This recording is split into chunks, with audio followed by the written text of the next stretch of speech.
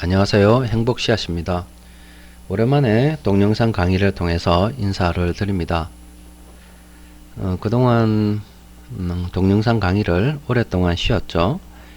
2013년도에 주식 투자의 정석 수급 분석 강의를 하면서 자주 인사를 드렸고 2014년 15년 그리고 2016년 지금까지 동영상 강의를 별로 하지 않았습니다. 그 이유는 가치투자연구원에서 매일 시황을 올려드리고 종목도 분석도 해드리고 또 시장의 주요 변곡점이나 이슈에 대해서 분석도 해드렸기 때문에 굳이 동영상 강의에 대한 필요성을 느끼지 못했습니다. 그런데 이제 지금은 그 필요성을 또 느끼는 것이 미국에서 금리 인상을 한다 그러고 유럽에서는 영국이 유럽연합을 탈퇴한다 그러고 중국도 환율 그리고 부채 때문에 힘들고 또 우리나라도 산업구조조정으로 인해서 사회 실업자들도 많이 생기고 또 국민경제도 많이 어렵고 불안하고 해서 사실은 이런 시기가 투자를 하기 좋은 시기입니다. 사람들이 불안해하고 또 실제 뉴스에서는 거의 매일 어렵다는 이야기가 자주 보도가 될 때가 투자를 하기 좋은 시기입니다. 그런데 이제 이런 시기에 올바른 투자에 대한 생각을 가지고 또 접근을 할 때 어떻게 접근을 해야 될지에 대한 생각을 해두는 것이 좋습니다. 그리고 점진적으로 투자의 방향을 정해서 앞으로 나아가는 것이 중요한데요. 지금 이런 시기에 이제 투자를 잘 해두게 되면 앞으로 삶이 조금 더 나아지겠죠. 그래서 이런 강의를 통해서 올바른 투자에 대한 생각 또 그리고 투자를 한다면 어떤 것에 어떤 방식으로 투자를 하면 좋은지 그런 정보를 조금 나누고자 합니다. 자, 먼저 투자에 대한 개념을 조금 잡아 보도록 합시다. 오늘 가치투자연구원에 올려드린 글인데요. 이렇게 투자 이야기를 먼저 하는 이유는 사람들이 투자에 대해서 잘 모릅니다. 투자할 돈도 없을 뿐더러 또 그리고 또 있다 하더라도 소액이고 또 투자에 대한 교육도 잘 받지 못해서 또 요즘 같은 경우는 금융 상품들이 워낙 많아 가지고 어떤 곳에 어떤 방식으로 투자를 해야 될지도 굉장히 참 선택하기 어려운 그런 시대잖아요. 그래서 이런 강의를 통해서 하나하나 개념을 잡아 보도록 합시다. 자, 오늘은 투자에 대한 개념에 대한 이야기인데 사람들이 투자를 한다 손치면 가장 목표로 두는 것이 바로 수익입니다. 그런데 이제 사람들이 관가를 하고 지나는 것이 수익을 내기 위해서는 시간이 흘러야 되고 시간이 흐르게 되면 반드시 위험이 수반된다는 사실을 사람들이 간과를 합니다. 예를 들자면 여러분들께서 이제 돈을 빌려준다고 칩시다. 그럼 돈을 빌려주게 되면 매일이라든지 아니면 매월이라든지 아니면 정해진 시기에 빌려준 것에 대한 이자를 받겠죠. 그래서 이제 돈을 오랜 기간 빌려주게 되면 당연히 그 이자 수익이 늘어납니다.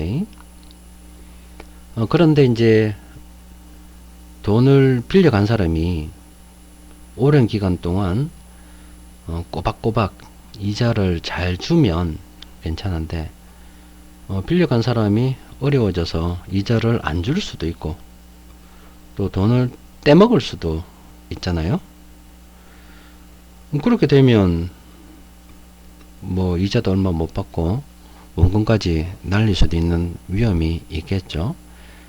그래서 이제 돈을 빌려주는 것을 투자라고 친다면 그 이자 수익을 얻기 위해서 반드시 시간이 흘러야 됩니다. 또 시간이 흐르다 보면 빌려간 사람이 계속 돈을 잘 줄 수 있는 상황이 되면 괜찮은데 그 사람이 어떤 연유로 인해서 좀 어려워졌다 이 말이지. 그래서 내게 이자를 못 주거나 원금도 돌려주지 못할 그럴 상황에 처할 수가 있습니다. 그래서 그런데 이제 나는 위험은 싫다, 수익은 얻고 싶다라고 해서 돈을 빌려줄 때 빌려주자마자 곧바로 돈 돌려주고 이자도 도 라고 이야기했을 때 빌려간 사람이 빌려간 기간이 짧잖아요.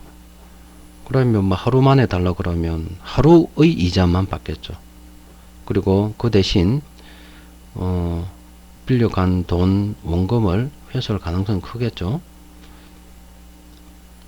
어쨌든 투자라고 하는 것은 기본적으로 한 세트로 묶여 있는 것이 시간이 필요하고 수익을 얻기 위해서는 그만한 위험이 따른다는 겁니다. 또 그리고 시간이 더 많으면 많을수록 수익은 커지고 그만큼 위험도 증가한다는 것을 꼭 알고 있어야 됩니다. 그래서 이제 사람들이 이제 살다 보면 어떤 사람이 돈 벌었다는 소리를 듣는 경우가 있어요. 그러면은 사람들이 이제 귀를 쫑긋하고 보겠죠. 그래서 이제 돈을 어떻게 벌었는가를 보고서 나도 돈 벌고 싶다는 생각으로 사람들이 돈을 들고 이제 그쪽으로 몰리는 경우가 대부분입니다. 그래서 이제 사람들이 너도 나도 돈을 들고 한쪽으로 몰리게 되면 이제 그 곳에는 거품이 발생하겠습니다. 거품이 발생합니다.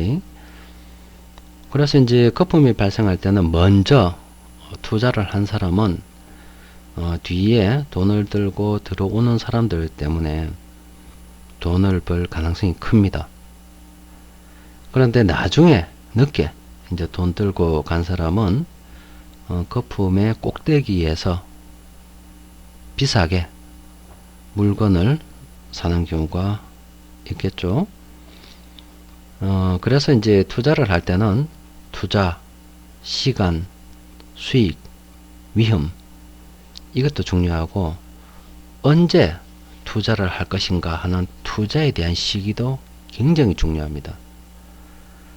그런데 이제 요 투자, 시간, 수익, 위험, 투자 시기를 명확하게 잘 이해하고 있는 사람들은 일단 뭐 어떤 곳에 우리가 뭐 주식 투자를 하고 있지만 주식이 아니라 다른 곳에 투자를 하더라도 돈 벌 가능성이 큰 사람들입니다.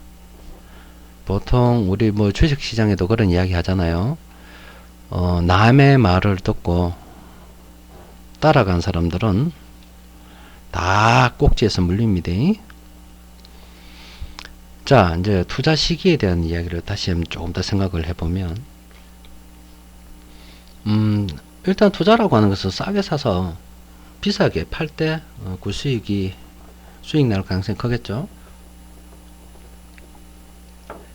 이제 싸게 살려고 하다 보면 어떤 것이 뭐 주식이 싸다 무엇이 싸다는 것은 사람들이 미처 그 가치를 발견하지 못하고 뭐 어떤 내버려 둔 소외된 그런 상태이던가 아니면 그게 좋은 거는 알겠는데 지금은 들어가기가 너무나 위험하다 이거지. 그래서 이제 회피하는 경우가 있어요. 그래서 소외되거나 아니면 사람들이 미처 발견하지 못했거나 아니면 사람들이 회피를 피해서 어떤 소외된 것들이 쌉니다. 그래서 이제 투자 시기를 정할 때는 그런 소외된 것을, 사람들이 미처 발견하지 못한 것을 찾아서 들어가는 게 중요하죠. 그런데 사람들이 미처 발견하지 못했거나 아니면 시장에서 소외된 것들은 뭔가 이유가 있습니다. 좋지 않기 때문에, 아니면 너무나 위험하기 때문에 사람들이 회피를 하는 거거든요. 그래서 이제 그런 곳에 내가 어떤 투자를 해서 몰빵을 하게 되면 잘 되면 대박이고 안 되면 정말로 쪽박을 찰 수도 있어요. 그래서 이제 남들이 찾지 않는 곳을 싸게 살 수 있는 기회가 있을 때는 반드시 자금 계획을 통해서, 또 그리고 포트폴리오 구성을 통해서 여러 개를 보유할 필요가 있습니다. 또 그리고 이제 포트폴리오 구성을 통해서 여러 개를 보유를 하고 사람들이 알아봐 주거나 아니면 또 그 가치가 이제 발휘가 되어서 이제 사람들이 몰려올 때 그때까지 기다릴 수 있는, 또 필요하다면 추가로 더 살 수 있는 어떤 자금 여력이 있어야 되겠죠. 그래서 이제 요거까지 이제 포함을 시키면 투자라고 하는 것은 투자도 필요하고 투자를 할 때는 시간도 필요하고 수익도 필요하고 위험도 필요하고 투자 시기도 필요하고 포트폴리오도 필요하고 자금 관리도 다 알고 있어야 됩니다. 그런데 이제 그 이외에 또 있어요. 투자에 성공하기 위해서 알아야 될 것들이 바로 돈의 흐름입니다. 우리가 이제 투자에서 수익을 낼 때는 이 돈의 흐름을 쫙 사회 전반적으로 쭉 어떤 경제 현상이라든지 사회가 흘러가는 것을 쫙 보고 있다가 돈이 어떤 곳으로 흘러가는지를 캐치를 할 수 있어야 되거든요. 그래서 이 돈의 흐름에 대해서 늘 생각하고 있어야 됩니다. 주식 시장에서는 바로 수급 분석이 되는 것이고, 또 좀 더 아래에서 설명하겠습니다만은 시장에서 뭐 중앙은행에서 돈을 풀거나 또 은행에서 대출을 통해서 돈을 공급하거나 아니면 정책적으로 돈을 공급을 하게 되면 반드시 그 돈이 흘러서 모이는 곳이 있어요.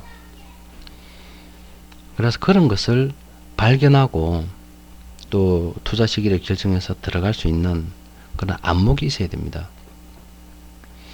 그래서 이제 그런 것을 또 다 합하게 되면 투자를 잘 하기 위해서는 오랜 시간 보유할 수 있어야 되고, 또 오랜 시간 보유하게 되면 그만큼 수익이 늘어나고, 또 그만큼 위험도 늘어나고, 또 투자 시기도 잘 정해야 되고, 또 위험을 분산하는 포트폴리오도 구성할 수 있어야 되고, 또 아무리 포트폴리오를 잘 구성을 해도 자금 관리에 실패하면 다시 내가 뜻하지 원하지 않는 시기에 또 팔아서 현금화 시켜야 될 수도 있기 때문에 자금 관리도 잘해야 되고, 돈의 흐름도 봐야 되고, 경제 사회 전반적인 어떤 지식과 이해도 필요해서 이 모든 것들을 적절하게 조화할 수 있을 때 투자를 잘 할 수 있습니다. 그런데 이제 이런 것을 할 수 있는 사람들이 많이 없죠. 많이 없습니다. 주식 투자하는 사람들은 책 몇 권 읽고 뭐 투자하고, 뭐 경매한 사람들은 경매책 몇 권 읽고 뭐 경매 시장에 뛰어들고, 부동산 투자하는 사람들은 뭐 인터넷에 나오는 정보, 뭐 옆에 사람들의 정보 따라 들어서 그때그때 유행하는 뭐 소형 아파트 투자면 소형 아파트 투자 이렇게 막 몰려다니고, 어떻게 전체적인 시장을 바라보고서 접근하는 것이 아니라 얕은 지식으로 접근하기 때문에 투자는 잘 안되고 또 성공할 확률도 많이 줄어듭니다. 그러니까 이제 투자를 보통 한다고 하면 이런 것들 다 무시하고 그냥 막 수익 하나만 보고 따르는 경우가 많습니다. 자, 오늘은 이제 뭐 이 이야기는 앞으로도 계속 좀 할 거고, 돈에 대한 이야기 조금 하도록 합시다. 아래 표는 한국은행에서 설문조사해서 발표하는 자료입니다. 바로 이제 한국은행에서 각 금융기관에 쭉 설문지를 돌려가지고 은행들의 대출 태도는 어떤가, 또 은행들이 생각하는 지금 돈을 빌려간 사람, 앞으로 뭐 또 대출을 희망하는 사람들의 신용을 은행은 어떻게 생각을 하고 있는가를 설문조사를 통해서 쭉 이제 기록한 거예요. 그래서 저거를 표로 자세히 보면, 요거를 조금 일단 표를 여기 자세히 보면, 아이고, 저기 2002년도부터 2003년도 지나서 2004년도 요때까지 은행이 대출을 아주 부정적으로 생각하던 시기가 있었죠. 또 그 위에는 또 은행들이 굉장히 지금 대기업이든지 중소기업이든지 가게든지 신용이 위험하다고 판단하는 시기가 있었습니다. 바로 저때가 2002년 월드컵 지나고 우리 한국에 카드 대란이 일어났을 때입니다. 그 은행에서 이제 돈을 빌려주지 않았죠. 뭐 빌려주는 걸 좀 꺼려했죠. 그리고 자금 회수에 조금 집중을 하고, 또 그리고 이제 그 다음에 보면 2008년도 우리가 아는 미국발 금융위기가 있었을 때, 이때도 역시 은행이 대출을 조금 부정적으로 보고, 또 돈을 빌리고자 하는 사람들의 신용을 별로 좋게 보지 않았습니다. 자, 저런 시기가 돈이 시중에서 마르는 시기입니다. 돈이 없어요.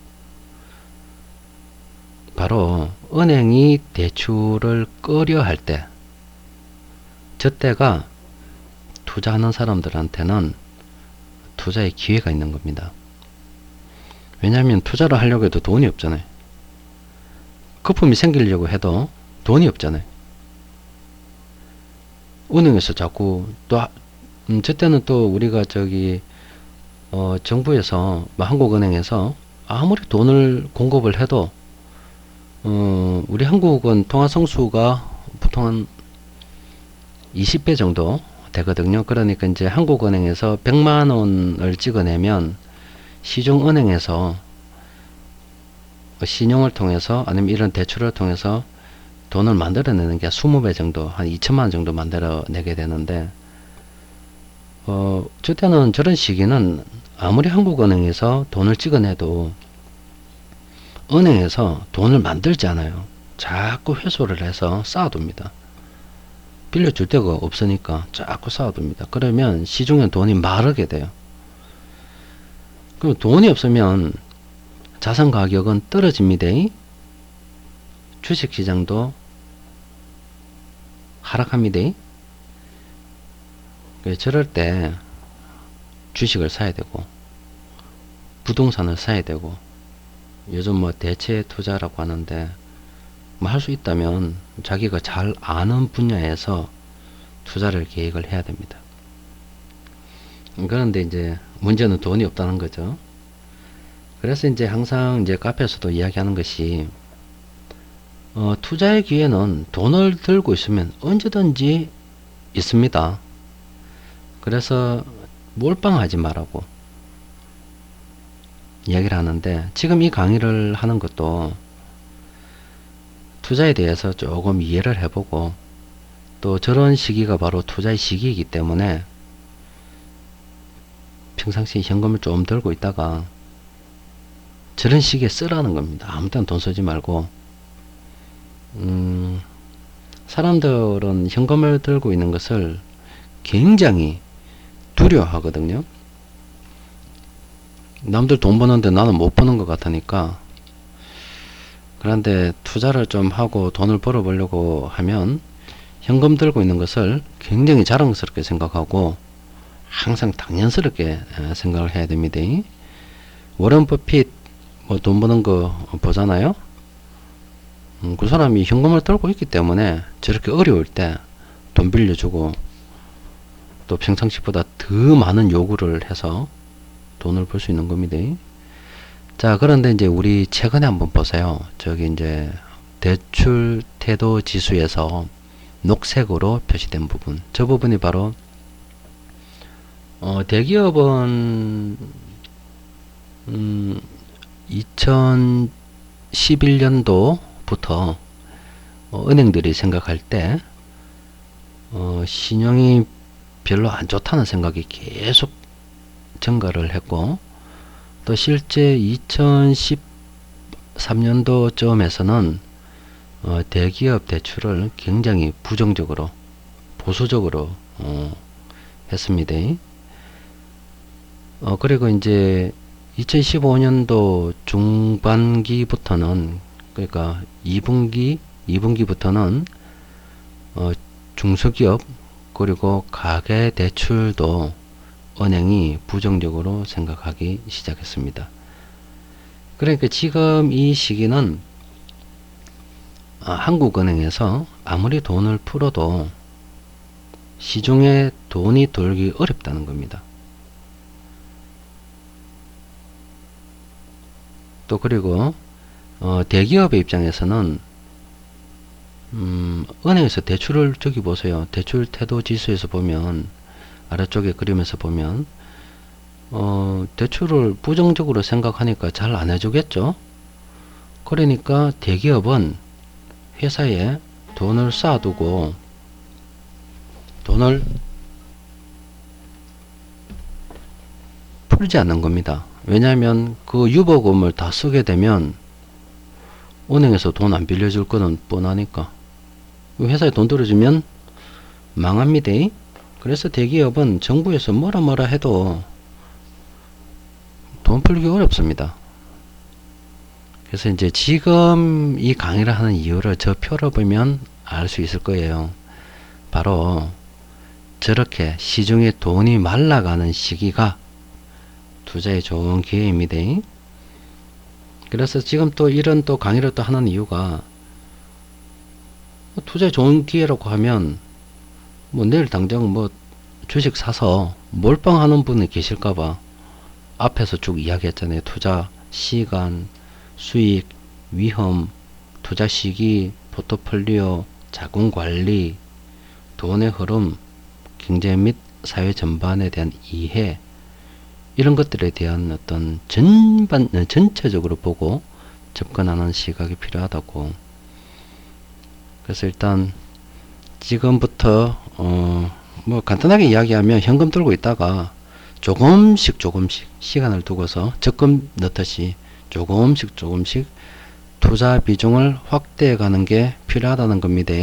또 그리고 이제 또 다른 말로 하게 되면, 지금은 투자했을 때 잘못 투자하면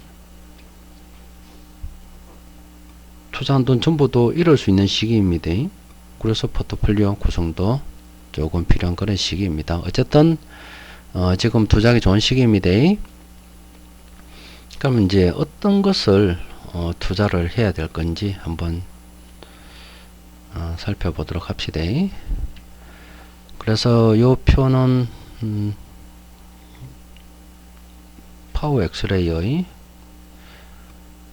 종합주가 지수입니다. 보면은 은행이 2015년도 2분기부터 투자에 대해서 조금 부정적으로 생각하기 시작했거든요. 물론 대기업은 그 이전이고. 그럼 왜 그렇게 생각하게 됐냐고 하면, 2014년도 4월 24일부터 우리 종합주가 지수가 하락을 했잖아요. 그러면 이제 이때 이제 하락하는 거 보고서 은행은 조금 위험하다, 위험 관리 좀 해야 되겠다 라고 이제 생각을 한 겁니다. 실제 은행에 계신 지점장님들 만나보면 이제 교육을 갈 때 실제 조금 어렵다는 교육을 좀 받는가 봐요.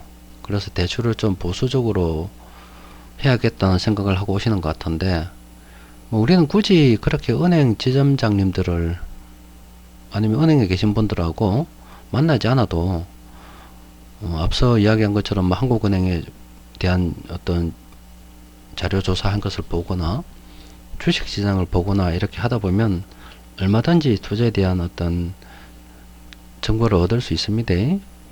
어쨌든 이제 좀 한번 봅시다. 2015년도 4월 21일 이때부터 조금 그랬네요. 업종 한번 봅시다. 먼저 종합주가지수 수급분석표 한번 볼까요? 외국인들은 여기 있네요. 지난 1년 동안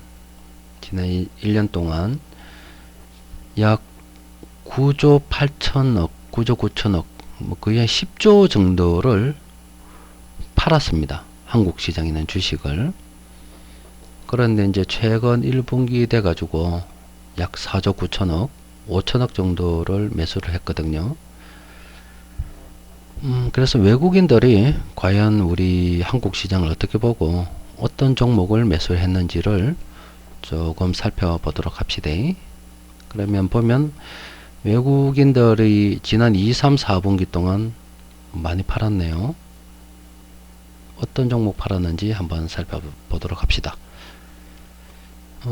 최근 3개월이면 일단은 3월 4일 그리고 2015년 6월 4일 검색.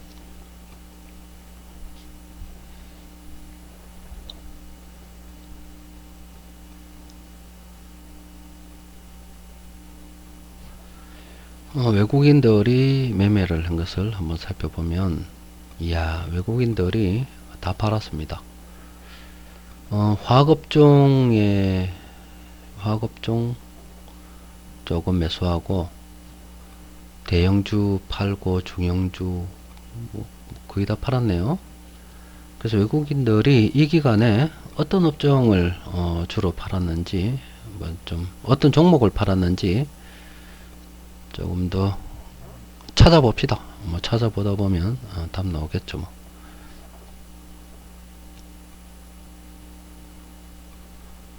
전체 종목을 대상으로 해서 외국인들이 저 기간에 판 종목입니다. 삼성전자에서부터 요거 쫙 모아서 이제 한번 뽑아볼까요? 여기까지 풍산홀딩스까지 팔았다.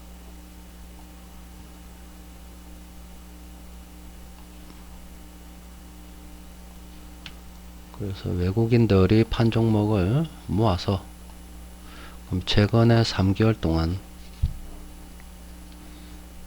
매수한 종목 한번 찾아봅시다.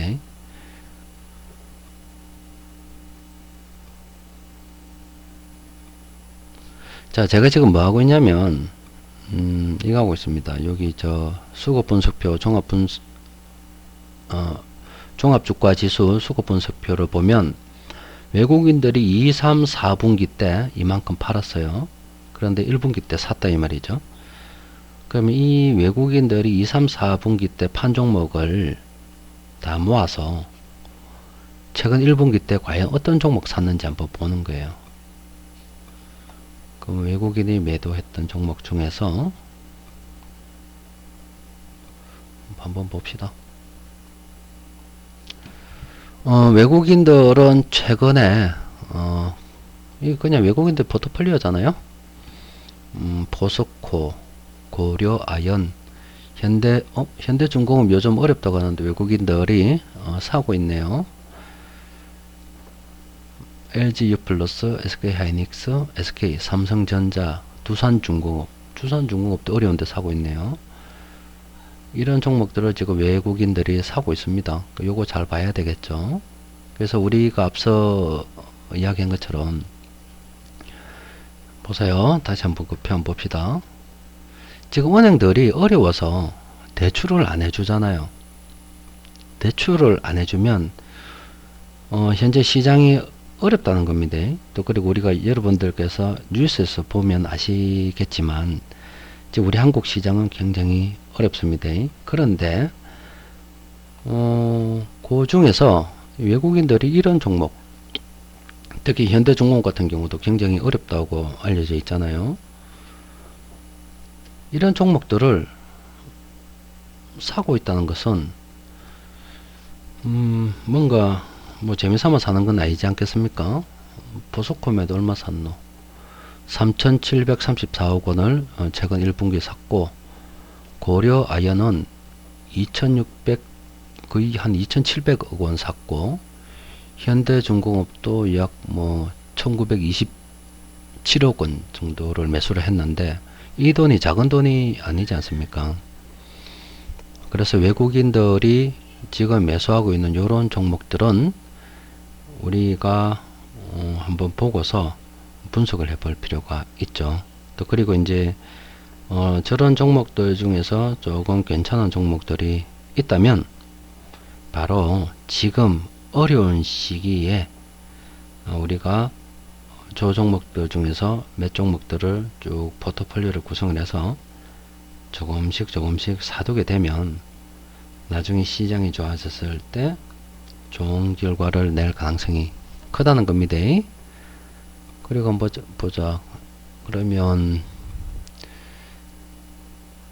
최근 1년간 우리 외국인뿐만이 아니고 다른 세력들은 어떤 매매를 했는지 쭉 한번 간단하게 한번 봅시다. 보면은 외국인들은 최근 1년간 굉장히 많이 팔았네요. 팔았는데 여기에 보면 기타계라고 있죠. 기타계 여기 보면 삼성전자를 엄청나게 샀어요. 6조 1741억 원을 매수를 했습니다. 그리고 대형주 보면 삼성전자가 물론 포함이 됐겠죠. 여기서 몇 분이자 한번 대형주 한번 볼까요? SK 하이닉스, SK텔레콤, 현대모비스, 네이버, 호텔신라 이런 종목들 기타계에서 이제 많이 매수가 들어오죠. 정부에서 다시 한번 표 한번 보면 대기업은 은행이 지금 2011년도부터 신용이 좋지 않다고 보지 않습니까? 그리고 실제 2013년도부터 굉장히 대출하기를 꺼려하고 있어요. 그러니까 대기업 입장에서는 이렇게 이제 상황이 어려우니까 생존하기 위해서 회사에 돈을 쌓아두는 겁니다. 유보금을 만들어 두는 거예요. 그래서 이제 그걸 가지고서 어려운 시기를 이제 대처를 해 나가는 거죠. 그런데 이제 정부에서는 누구가 이제 돈 쌓아두고서 풀지 않으니까 세금도 매기겠다. 뭐 어떻게든 돈 좀 풀어라 라고 자꾸 이야기하니까 대기업이 굉장히 난감한 거예요. 그렇게 해서 이제 대기업이 선택하는 것은 바로 이렇게 이 기탁에서 들어온 거는 틀림없이 그 자사주 매입입니다. 한번 검색해 볼까요?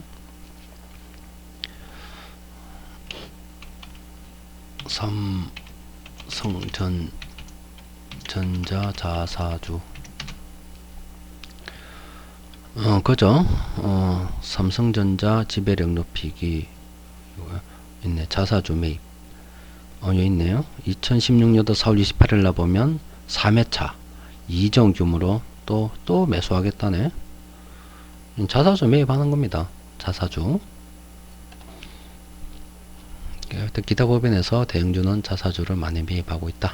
자, 일단은 뭐 오늘 여기 잠시 살펴봤을 때 이런 종목들 잘 봐야 됩니다.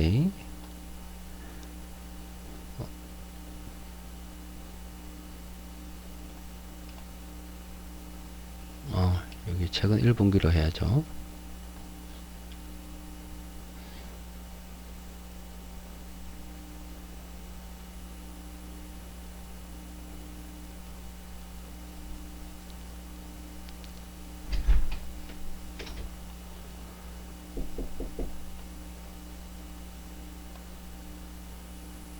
외국인 매도 종목 자세히 보면, 자, 포스코, 고려아연, 현대중공업, LG유플러스, SK하이닉스, SK 삼성전자, KTNG, 두산중공업 이런 종목들 외국인들이 최근 1분기에 매수하고 있는 이런 종목들은 관심을 가지고 살펴보도록 해야 되겠습니다.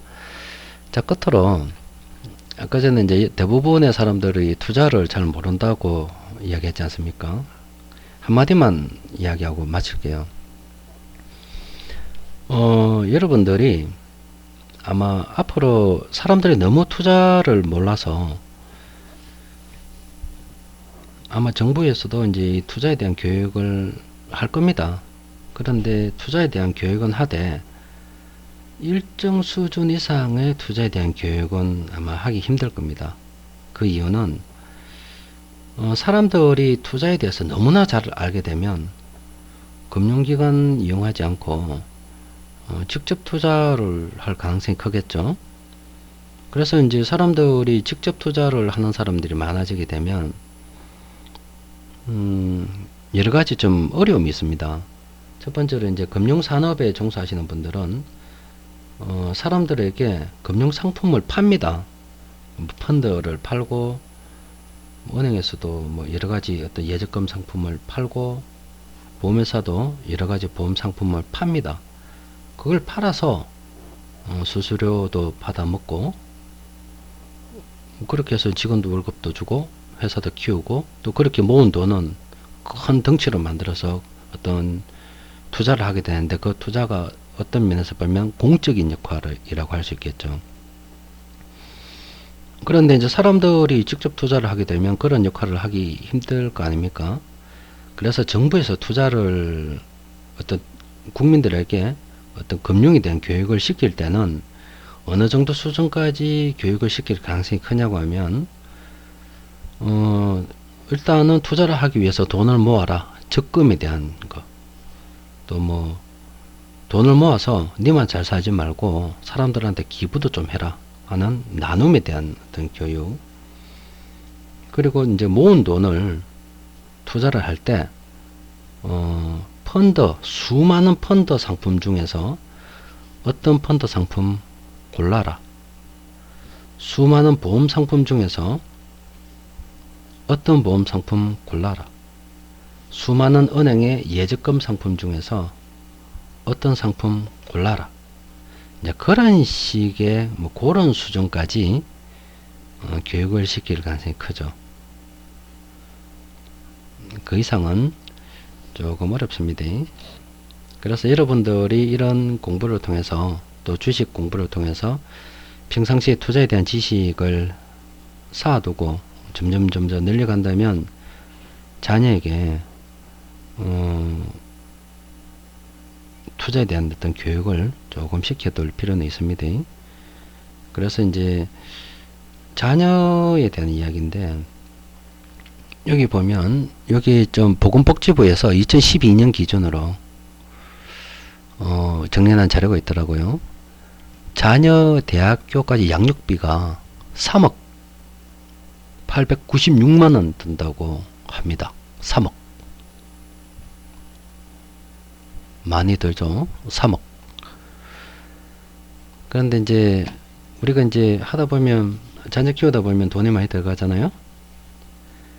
저 돈 중에서 뭐 전부 다는 아니더라도 집에서 가능한 부분은 또 집에서 가능하게 또 저 교육이 좀 문제가 요즘 우리 한국 사회에서 일어나고 있는 가장 큰 문제가 워낙 경쟁이 치열하고 먹고 살기 힘들다 보니까 돈을 들여 가지고 우리 자녀만 돋보이게 남들보다 뛰어나게 만들려고 하는 그런 푸시업 밀어서 자녀를 억지로 끌어올리는 그런 경향이 있습니다.